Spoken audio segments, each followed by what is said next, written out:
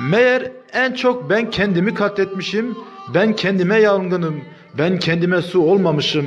Sonra düşündüm kendi kendime, varlık bunun neresinde, yokluk bunun neresinde, sen bu şiirin neresindesin?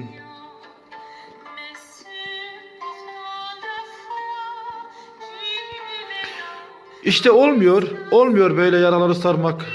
Her seferinde enfeksiyon kapıyor ruhum. Kabuklarını kaldırma dedikçe kanıyor en şımarık yanı çocukluğumun.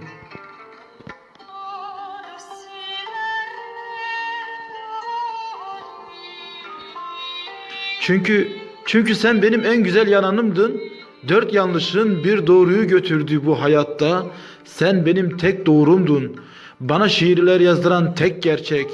Seni sevmemek en büyük yalandı.